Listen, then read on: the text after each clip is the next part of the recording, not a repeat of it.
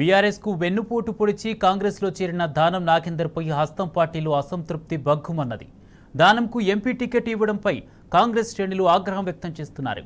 తాజాగా కాంగ్రెస్ నేత రాజు యాదవ్ దానంకు వ్యతిరేకంగా ఏకంగా కోర్టులో కేసు వేయడంతో దుమారం రేగింది. నాగేందర్ను ఎమ్మెల్యే పదవికి అనర్హుడిగా ప్రకటించాలని రాజు యాదవ్ విజ్ఞప్తి చేశారు. నాగేందర్ బలమైన నేత కాదని, ఆయన రాత్రికి రాత్రి పార్టీలు మార్చే నేత అని మండిపడ్డారు. దానంకు సికింద్రాబాద్ ఎంపీగా గెలిచేంత సీన్ లేదని ఎద్దేవా చేశారు. దమ్ముంటే దానం ఎమ్మెల్యే పదవికి రాజీనామా చేసి కాంగ్రెస్ తరపున పోటీ చేయాలని రాజు యాదవ్ డిమాండ్ చేశారు.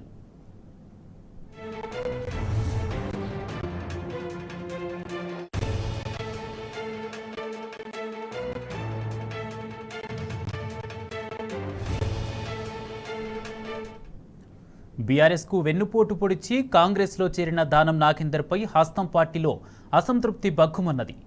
దానంకు ఎంపీ టికెట్ ఇవ్వడంపై కాంగ్రెస్ శ్రేణులు ఆగ్రహం వ్యక్తం చేస్తున్నారు. తాజాగా కాంగ్రెస్ నేత రాజు యాదవ్ దానంకు వ్యతిరేకంగా ఏకంగా కోర్టులో కేసు వేయడంతో దుమారం రేగింది. నాగేందర్ను ఎమ్మెల్యే పదవికి అనర్హుడిగా ప్రకటించాలని రాజు యాదవ్ విజ్ఞప్తి చేశారు. నాగేందర్ బలమైన నేత కాదని, ఆయన రాత్రికి రాత్రి పార్టీలు మార్చే నేత అని మండిపడ్డారు. దానంకు సికింద్రాబాద్ ఎంపీగా గెలిచేంత సీన్ లేదని ఎద్దేవా చేశారు. దమ్ముంటే దానం ఎమ్మెల్యే పదవికి రాజీనామా చేసి కాంగ్రెస్ తరపున పోటీ చేయాలని రాజు యాదవ్ డిమాండ్ చేశారు. మళ్ళీ గెలవకుంటే ఆయనకు మినిస్ట్రీ కావాలంటాడు. అంటే ఇది ఎక్కడిది? మినిస్ట్రీ కావాలంటాడు, మళ్ళీ ఎంపీ కావాలంటాడు. పార్టీని నేను వ్యతిరేకిస్తలేను కదా. పార్టీ నిర్ణయం ఓకే, పార్టీ నిర్ణయిస్తే ఓకే, నేను కాదంటలేను కదా. పార్టీని నేను ఎవరిని వ్యతిరేకిస్తలేను. ఓన్లీ దానం నాగేందర్ని ఒకరిని పార్టీ ఎమ్మెల్యే సీట్ని రిజైన్ చేసి ఎంపీకి రమ్మంటున్నాం. మేము సపోర్ట్ చేస్తామంటున్నాం. ఆయన సపోర్ట్ చేయమంటలేదు.